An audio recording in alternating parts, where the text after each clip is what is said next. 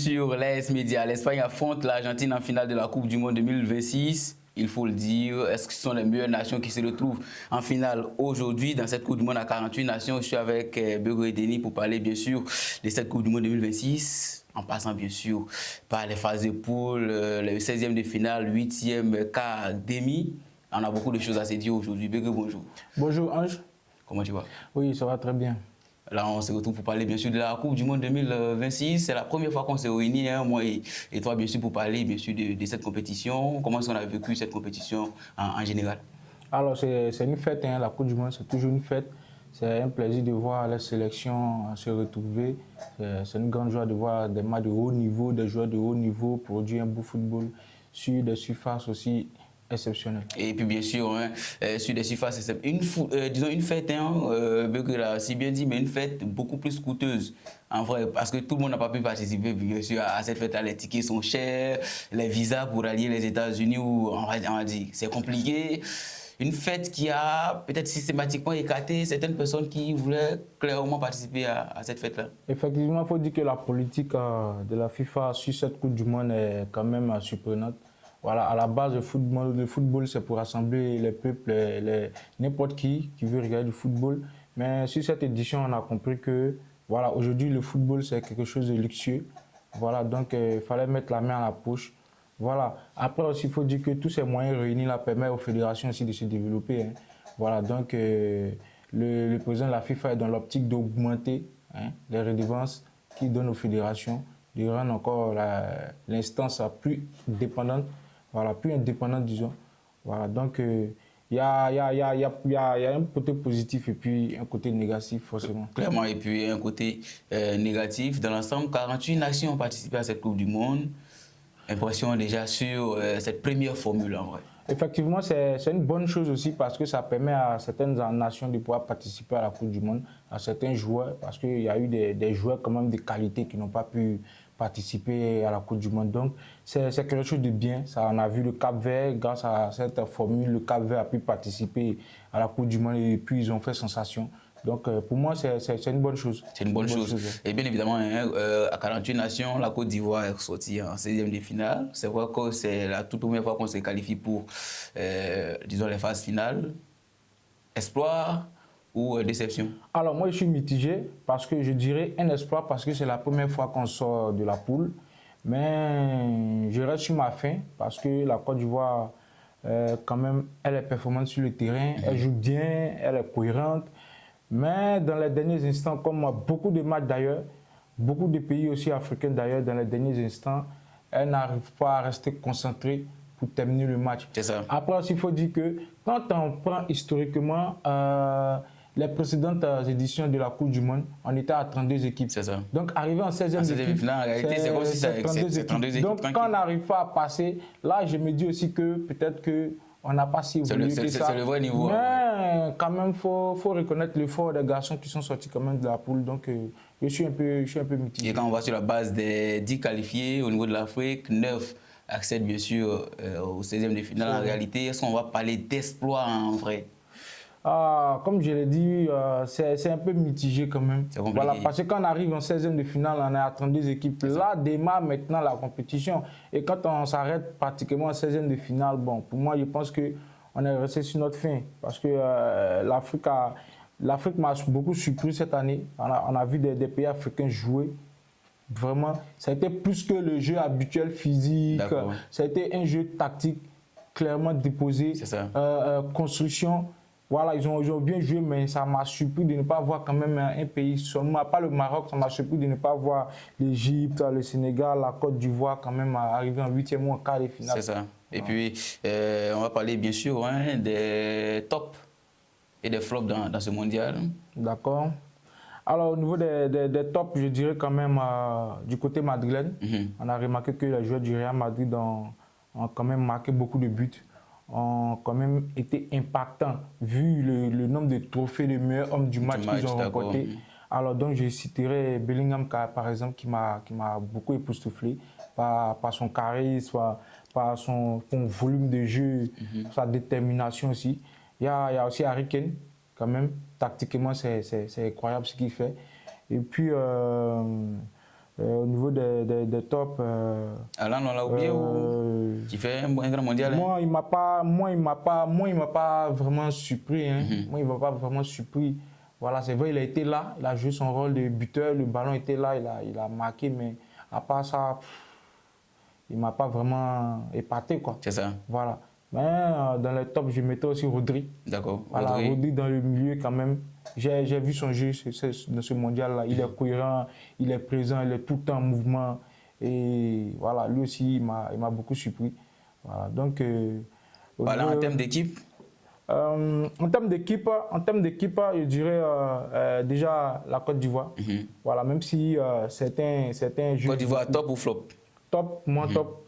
Même si beaucoup ont jugé la Côte d'Ivoire pas trop ça, mais il a trouvé la Côte d'Ivoire plus cohérente. Voilà, plus cohérente dans le jeu, tactiquement plus posée. Même si en fin de match, on prend des buts, ça c'est un manque de concentration qui peut s'améliorer au fil du temps. Mais dans le jeu, il nous a trouvé cohérent. Voilà, bien regroupé derrière. On l'a vu déjà contre la France en match amical. On était bien regroupé derrière en première mi-temps quand ça n'allait pas. Il fallait se projeter et on s'est bien projeté. Après, la gestion de l'équipe, c'est une question de choix. C'est une question de personne. Voilà. Moi, il peut choisir un tel comme ne pas choisir un tel, comme un autre peut choisir un tel. Donc, au niveau des remplacements, la gestion d'équipe, ça, c'est une question de choix. Ça dépend de l'individu qui est coach, qui est sur le banc.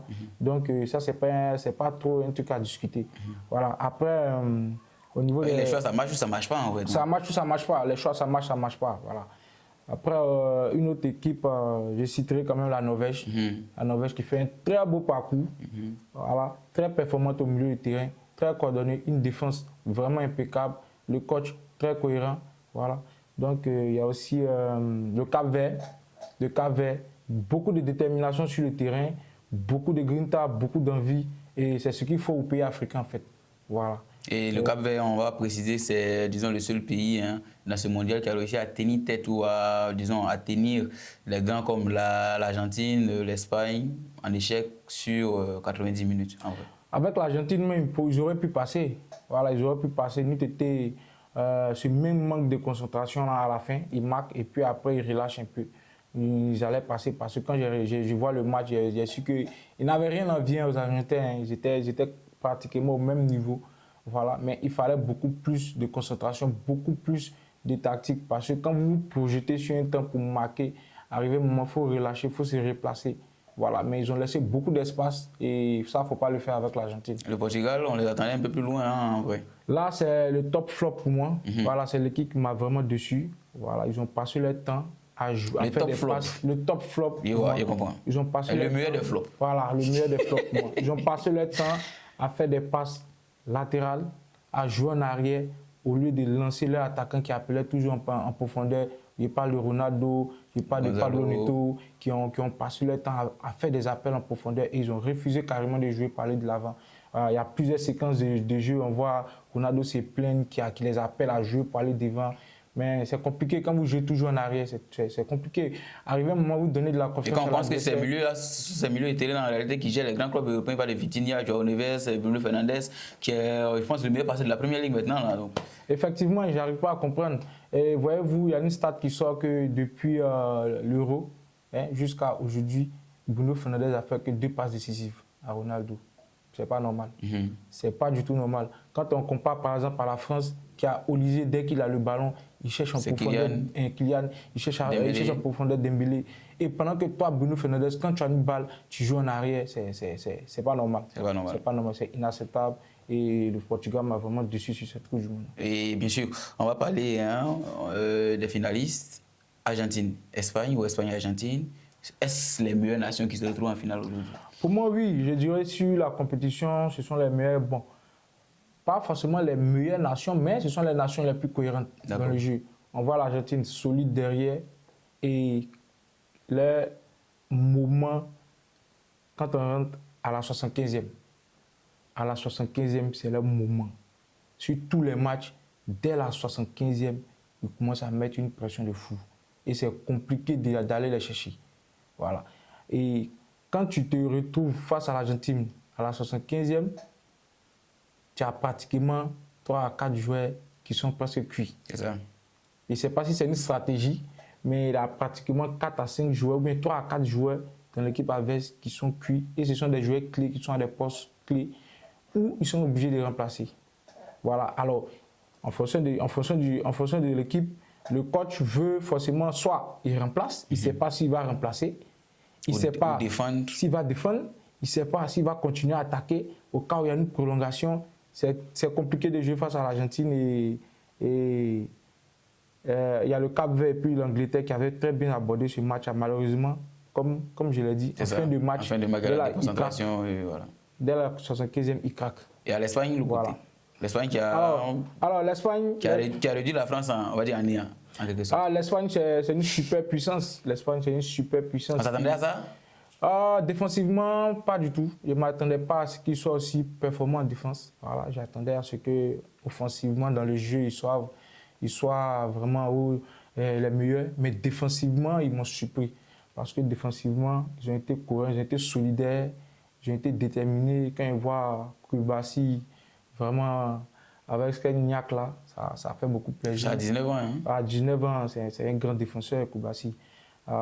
Il est très performant sur cette Coupe du Monde là. Alors, avec Rodri en sentinelle qui est tout le temps en mouvement, je pense que l'Espagne, c'est la meilleure équipe. Bon, on n'a pas dit qu'on va quitter un peu la Coupe du Monde, mais la Coupe du Monde revient avec des débats, bon, on va dire, sur la place publique. Le nom de Lionel Messi sonne au Ballon d'Or. Alors, pour moi, ça ne m'étonne pas de France Football parce qu'à chaque Coupe du Monde, ils inventent une nouvelle règle. Voilà, une nouvelle règle. Voilà. Moi, il le mérite. Hein. Il peut prendre le Ballon d'Or parce que c'est Lionel Messi. On connaît le joueur, on connaît la qualité. Et puis, sur cette Coupe du Monde, il est encore performant.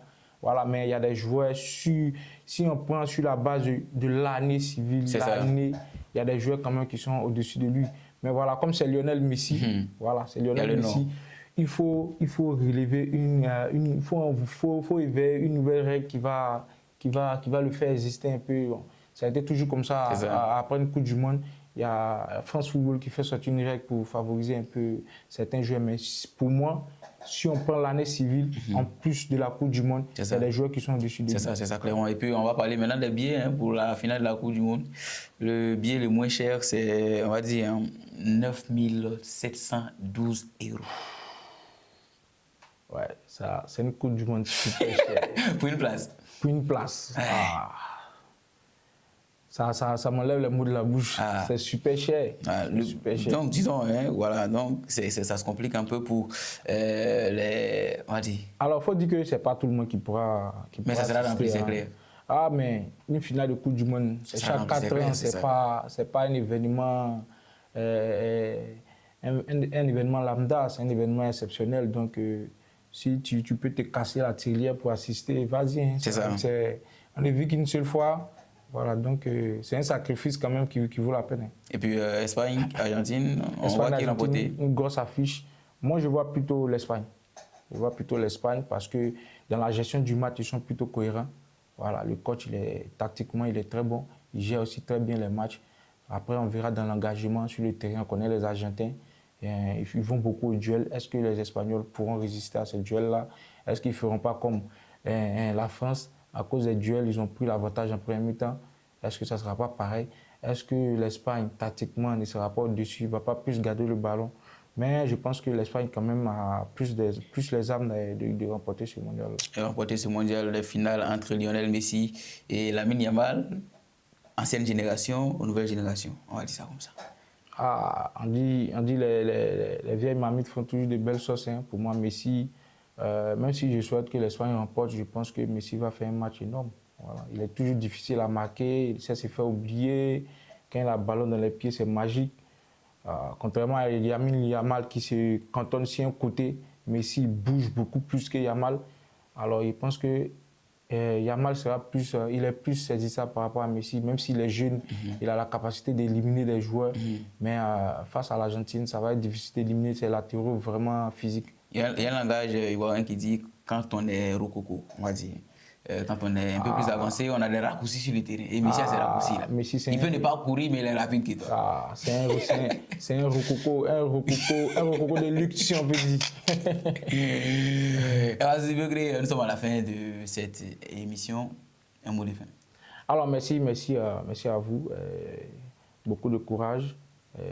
On suivra ce mondial et puis les autres compétitions, les championnats qui débutent, les championnats qui débutent bientôt. Voilà. Le plus grand championnat qui va débuter sont les élections à la FIFA. Les élections à la FIFA. C'est le plus grand championnat. Ah, ça c'est un combat. Un combat. On attend de voir. On attend de voir vraiment. On souhaite bonne chance à tous les candidats. Et puis bon, faut que les Ivoiriens restent solidaires. Il ne faudrait pas qu'encore une nouvelle élection vienne nous diviser. C'est ça. Voilà. De toutes les façons, celui qui remportera sera Ivoirien et travaillera pour les Ivoiriens. C'est ça. Voilà.